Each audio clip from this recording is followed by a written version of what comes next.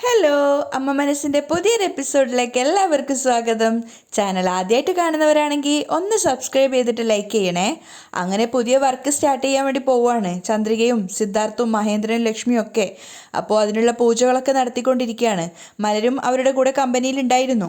അങ്ങനെ പൂജയൊക്കെ ചെയ്തതിന് ശേഷം ചന്ദ്രിക എല്ലാവരുടെ അടുത്തേക്കും അതിൻ്റെ പ്രസാദമൊക്കെ കൊണ്ട് പോവുകയാണ്.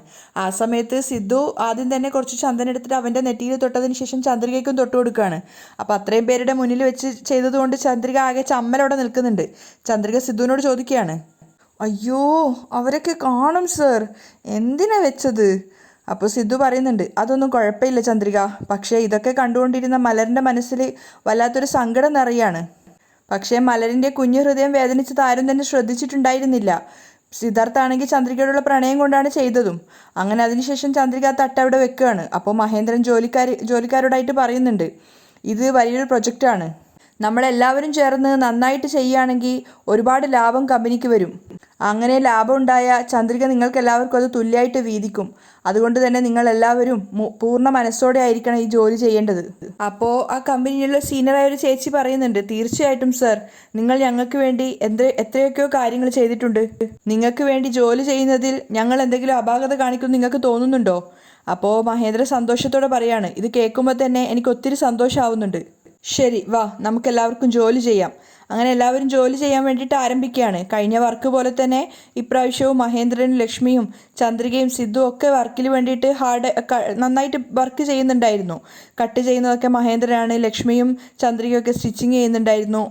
സിദ്ധു ഓരോരോ കാര്യങ്ങൾ നോക്കി അവർക്കൊപ്പം തന്നെ ഉണ്ടായിരുന്നു. ഓരോരുത്തർക്കും വേണ്ടുന്ന തുണികളൊക്കെ എത്തിച്ചു കൊടുക്കുന്നത് സിദ്ധു ആയിരുന്നു. ആ സമയത്ത് മലർ അവിടെ ഇരുന്ന് പഠിക്കുകയാണ്. മലർ നോക്കുന്ന സമയത്ത് അവൾക്കൊരു ഹോംവർക്കിൽ ചെറിയൊരു ഡൗട്ട് ഉണ്ടായിരുന്നു. അവൾ അമ്മയെ നോക്കുമ്പോൾ അമ്മ തിരക്കിട്ട് ജോലി ചെയ്യാണ്. മലർ അമ്മയുടെ അടുത്ത് പോയിട്ട് പറയാണ്, അമ്മ എനിക്ക് ഹോംവർക്ക് ചെയ്യാനുണ്ട്, എനിക്ക് വന്ന് പറഞ്ഞു തരാമോ? അപ്പോൾ ചന്ദ്രിക പറയുന്നുണ്ട്, അമ്മയ്ക്ക് ഒരുപാട് ജോലിയുണ്ടടാ, മോള് പോയി അവിടെ ഇരുന്ന് പഠിക്ക്, അത് കഴിഞ്ഞ് കുറച്ച് കഴിഞ്ഞ് അമ്മ വന്ന് പറഞ്ഞു തരാം കേട്ടോ. ചന്ദ്രിക സ്നേഹത്തോടെയാണ് പറയുന്നത്. പക്ഷേ മലറിനെന്തോ അത് കേട്ടപ്പോൾ വല്ലാത്ത വിഷമം തോന്നുകയാണ്. അവൾ സങ്കടത്തോടെ വീണ്ടും പോയി പഠിക്കാനിരിക്കുകയാണ്. എല്ലാവരും അവരവരുടെ ജോലിയിൽ തിരക്കിലായിരുന്നു. ചന്ദ്രികയെ തന്നെ നോക്കിയിരിക്കുകയാണ് മലര്.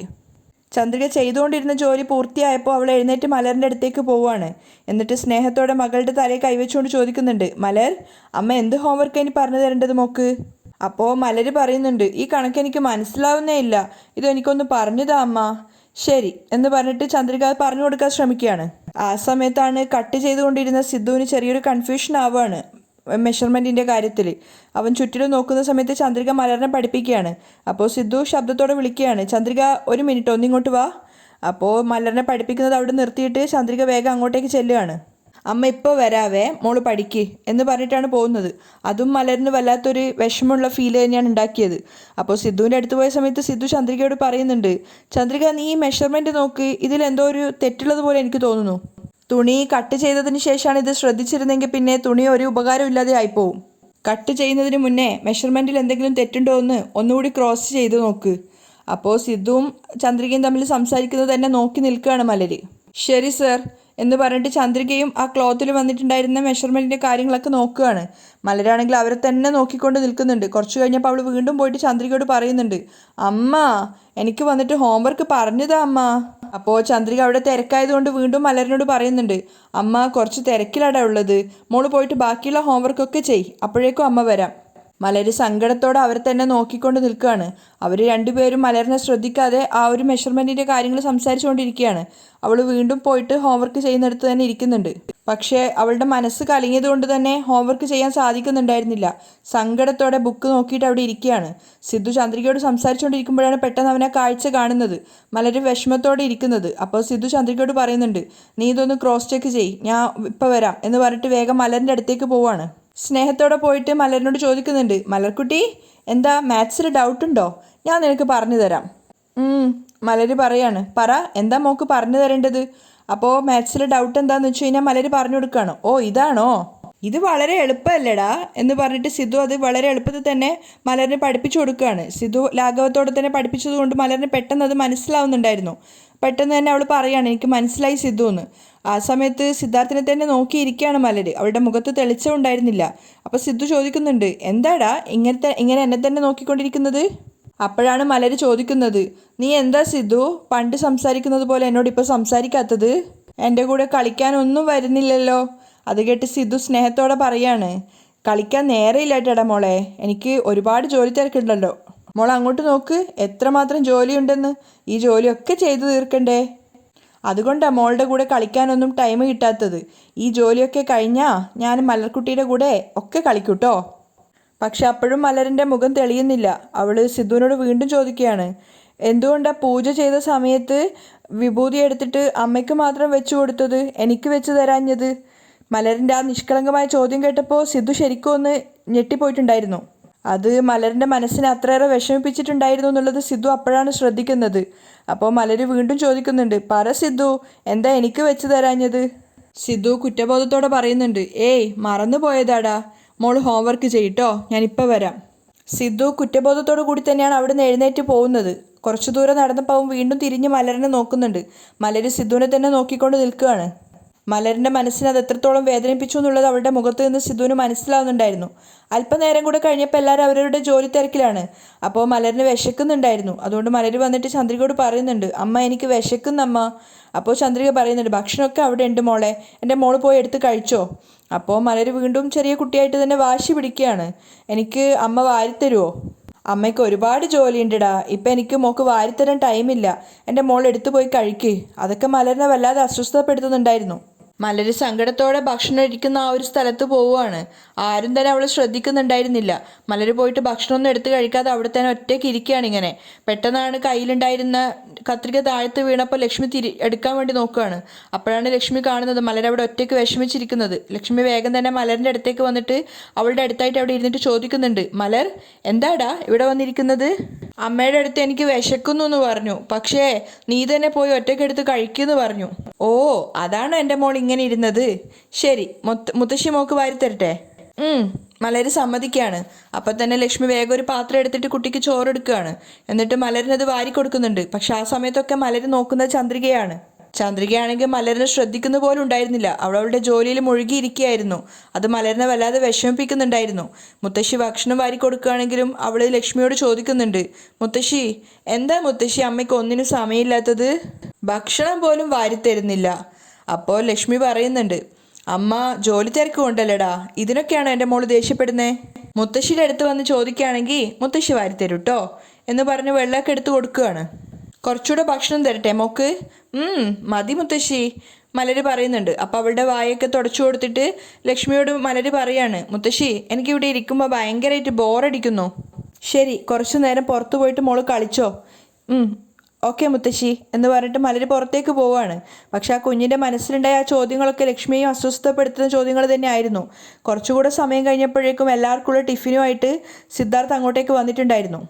അവൻ എല്ലാവർക്കുള്ള ടിഫിൻ അവിടെ കൊണ്ടുവന്നതിന് ശേഷം എല്ലാവരോടായിട്ട് പറയുന്നുണ്ട്, ചേച്ചി എല്ലാവർക്കുള്ള ഭക്ഷണം കൊണ്ടുവന്നിട്ടുണ്ട്, ഭക്ഷണം കഴിച്ചതിന് ശേഷം ഇനി ജോലി ചെയ്യാം. അത് കേട്ട സമയത്ത് ചന്ദ്രികയും എല്ലാവരോടും ഭക്ഷണം കഴിക്കാൻ വേണ്ടി വരാൻ പറയുകയാണ്. എല്ലാവരും ഒന്നിച്ചിരുന്നിട്ടാണ് ഭക്ഷണം കഴിക്കുന്നത്. ചന്ദ്രികയാണ് എല്ലാവർക്കും വിളമ്പി കൊടുക്കുന്നത്. അപ്പോൾ തന്നെ മഹേന്ദ്രൻ ലക്ഷ്മി പറയുന്നുണ്ട് ചന്ദ്രികയോടും കൂടെ കഴിക്കാൻ.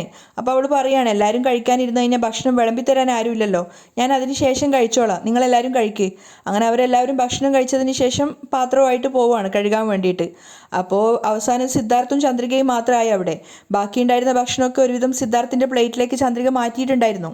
അപ്പോൾ സിദ്ധുവിന് ഒഴിച്ചു കൊടുത്ത കറി അധികമായതുകൊണ്ട് സിദ്ധു പറയുന്നുണ്ട്, അയ്യോ നീ എന്തിനാ ഇത്ര അധികം കറി ഒഴിച്ചത്? അത് കുഴപ്പമില്ല സാർ, കുറച്ചുകൂടി ചോറിട്ടാൽ മതി എന്ന് പറഞ്ഞിട്ട് ചന്ദ്രിക ചോറെടുത്തിട്ട് കുറച്ച് സിദ്ധുവിന് ഇട്ട് കൊടുക്കുകയാണ്. അപ്പോഴാണ് സിദ്ധു ശ്രദ്ധിച്ചത് ആ പാത്രത്തിൽ അതിനും മാത്രമുള്ള ചോറുണ്ടായിരുന്നില്ല. അപ്പോൾ സിദ്ധു അവളോട് ചോദിക്കുന്നുണ്ട്, അല്ല ചന്ദ്രിക, ചോറ് ബാക്കിയില്ലേ? അപ്പോൾ ചന്ദ്രിക പറയാണ്, അതൊന്നും കുഴപ്പമില്ല സാർ, ഒരു നേരം കഴിച്ചില്ല എന്ന് കരുതി ഞാൻ മരിച്ചു പോകുന്നില്ല. എന്താ ചന്ദ്രിക ഇങ്ങനെ പറയുന്നത്? എന്നാ നീയും കൂടി ഇതിൽ നിന്ന് തന്നെ കഴിക്കേ. അപ്പോൾ ചന്ദ്രിക പറയുന്നുണ്ട്, അയ്യോ എനിക്ക് വിശക്കുന്നില്ല സർ, നിങ്ങൾ കഴിച്ചോ. അപ്പോൾ സിദ്ധു ദേഷ്യത്തോടെ പറയാണ്, എന്താ വിശക്കുന്നില്ല എന്ന് പറയുന്നത്? ഇത്രയും നേരം ജോലി ചെയ്തതല്ലേ, എന്നിട്ട് വിശക്കുന്നില്ല എന്നാണോ പറയുന്നത്? എന്നാ ഇതിൽ നിന്നെടുത്ത് കഴിക്കേ. അപ്പോൾ ചന്ദ്രിക വീണ്ടും പറയാണ്, അയ്യോ നിങ്ങൾ കഴിച്ചോ സർ, നിന്നോട് ഇങ്ങനെയൊന്നും പറഞ്ഞിട്ട് കാര്യമില്ല എന്ന് പറഞ്ഞിട്ട് സിദ്ധു തന്നെ അവൾക്ക് വാരി കൊടുക്കുകയാണ്. അപ്പോൾ ചന്ദ്രിക ചുറ്റിലും നോക്കിക്കൊണ്ട് പറയുന്നുണ്ട്, അയ്യോ സാർ ആരെങ്കിലും കാണും. പക്ഷെ അതൊന്നും വകവെക്കാതെ സിദ്ധു ചന്ദ്രികയുടെ വായിലേക്ക് തള്ളി കൊടുക്കുകയാണ് ഭക്ഷണം. അപ്പോഴേക്കും അവിടെ ജോലി ചെയ്തിരുന്ന സ്ത്രീകളൊക്കെ കൈയൊക്കെ കഴുകി വന്നിട്ട് ജോലിയിൽ ഏർപ്പെട്ടിട്ടുണ്ടായിരുന്നു. അപ്പോഴാണ് മഹേന്ദ്രൻ ലക്ഷ്മി അങ്ങോട്ടേക്ക് വരുന്നത്. അവർ കാണുന്നത് സിദ്ധു ചന്ദ്രികയ്ക്ക് ഭക്ഷണം വാരി കൊടുക്കുന്നതാണ്. അത് കണ്ടപ്പോൾ അവർക്ക് ഒത്തിരി സന്തോഷമാവുന്നുണ്ട്.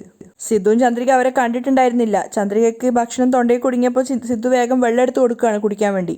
അവർ തമ്മിലുള്ള ആ ഒരു സ്നേഹം കണ്ടപ്പോൾ മനസ്സ് നിറഞ്ഞിട്ടാണ് ലക്ഷ്മിയും മഹേന്ദ്രൻ അവിടെ നിൽക്കുന്നത്. ചന്ദ്രികയാണെങ്കിലും സിദ്ധുവിനെ വളരെ സ്നേഹത്തോടെ നോക്കി നിൽക്കുകയാണ് അവൻ്റെ ആ ഒരു കെയറിങ് കിട്ടുന്ന സമയത്ത്. സിദ്ധു ഒന്നും വകവെക്കാതെ ചന്ദ്രയ്ക്ക് വീണ്ടും വീണ്ടും ഭക്ഷണം വാരി കൊടുക്കുന്നുണ്ടായിരുന്നു. അത് കണ്ടുകൊണ്ടാണ് മലർ അങ്ങോട്ടേക്ക് വന്നത്. പെട്ടെന്ന് അങ്ങനെ കണ്ടപ്പോൾ മലരെന്തോ ഷോക്കായിട്ട് നിൽക്കുകയാണ്. അവളുടെ കുഞ്ഞു മനസ്സിനെന്തോ അതൊന്നും അംഗീകരിക്കാൻ സാധിക്കുന്നുണ്ടായിരുന്നില്ല. കാരണം സിദ്ധു അവളുടെ ബെസ്റ്റ് ഫ്രണ്ടാണ്, സിദ്ധു അവളെയാണ് കെയർ ചെയ്യുന്നത് എന്നൊക്കെയായിരുന്നു അവളുടെ ഒരു ധാരണ.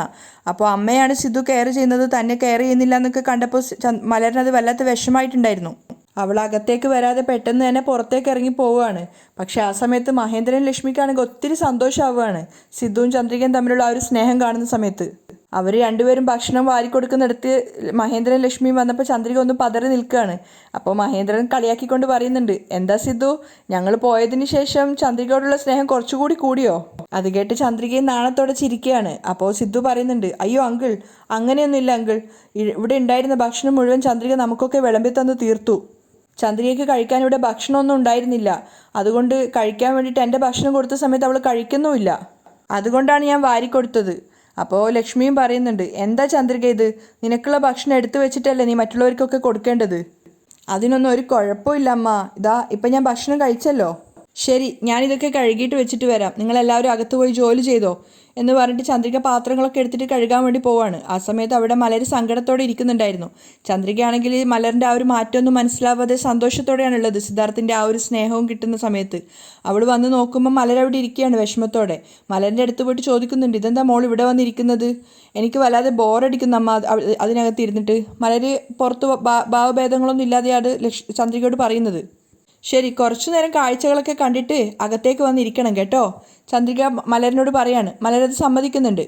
ചന്ദ്രിക പോയിട്ട് അവളുടെ പാത്രമൊക്കെ കഴുകി വെക്കുകയാണ്. ആ സമയത്തൊക്കെ മലരിന് വല്ലാത്ത സങ്കടത്തോടെയാണ്, എന്തൊക്കെയോ ചിന്തിച്ചു കൂട്ടിക്കൊണ്ടാണ് മലരിയിരിക്കുന്നത്. ചന്ദ്രിക പാത്രം കഴുകിയതിന് ശേഷം വീണ്ടും അകത്ത് പോയിട്ട് അവളുടെ ജോലി തുടരുകയാണ്. അങ്ങനെ സമയം രാത്രിയായി. എല്ലാവരും ആ സമയത്തും ജോലി ചെയ്യുന്ന തിരക്കിൽ തന്നെയാണ്. അപ്പോൾ അങ്ങോട്ടേക്ക് വന്നിട്ട് മലരി ചന്ദ്രികയോട് പറയുന്നുണ്ട്, അമ്മ എനിക്ക് ഉറക്കം വരുന്നു, എന്നെ ഉറക്കിത്തരാമോ? അപ്പോൾ മലറിനെയും കൂട്ടിയിട്ട് വേഗം ചന്ദ്രിക ഓഫീസ് മുറിയിലേക്ക് പോവുകയാണ്. അവിടെ നിലത്തൊരു പായ വിരിച്ചിട്ട് മലറിനെ അവിടെ കിടത്തുന്നുണ്ട്.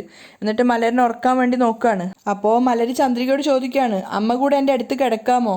അപ്പോൾ ചന്ദ്രിക പറയുന്നുണ്ട്, അമ്മയ്ക്ക് ഒരുപാട് ജോലിയുണ്ടെടാ, മോൾ ഉറങ്ങിക്കോ. മലർ ഉറങ്ങിയെന്ന് ഉറപ്പായതിനു ശേഷം ചന്ദ്രിക അവിടെ നിന്ന് ശബ്ദം ഉണ്ടാക്കാതെ ഇറങ്ങിപ്പോയിട്ട് അവളുടെ ജോലി ചെയ്തുകൊണ്ടിരിക്കുകയാണ്. ആ സമയത്ത് മനോഹരൻ ജനലിൽ കൂടെ വന്നിട്ട് നോക്കുന്നുണ്ട്. ഓഹോ, സ്കൂൾ യൂണിഫോമിൻ്റെ വർക്കാണല്ലേ ചെയ്തുകൊണ്ടിരിക്കുന്നത്. കഴിഞ്ഞ തവണ മിസ്സായിപ്പോയി, പക്ഷേ ഇനിയത്തെ തവണ നിങ്ങൾ എങ്ങനെയാണ് ഡെലിവർ ചെയ്യുന്നതെന്ന് നമുക്കൊന്ന് കാണാം. അയാൾ ഒറ്റയ്ക്ക് ചിന്തിക്കുകയാണ്. എന്നിട്ട് വേഗം തന്നെ പവർ സപ്ലൈ റൂമിലേക്ക് പോകുന്നുണ്ടായിരുന്നു. എന്നിട്ട് അയാൾ ഇങ്ങനെ ചിന്തിക്കുന്നുണ്ട്, നിങ്ങളെല്ലാവരും കറണ്ട് ഉള്ളത് കൊണ്ടല്ലേ തയ്ക്കുന്നത്, ഇപ്പം എങ്ങനെ അത് ഇല്ലാതാക്കി തരാമെന്ന് ഞാൻ കാണിച്ചു തരാം എന്ന് പറഞ്ഞിട്ട് മെയിൻ സ്വിച്ച് ഓഫാക്കുകയാണ്. പെട്ടെന്ന് കറണ്ട് പോയപ്പോൾ ചന്ദ്രിക അടക്കം എല്ലാവരും ഒന്ന് ആകെ ഷോക്കായിട്ട് നിൽക്കുകയാണ്. അവിടെയാണ് ഇന്നത്തെ എപ്പിസോഡ് അവസാനിക്കുന്നത്.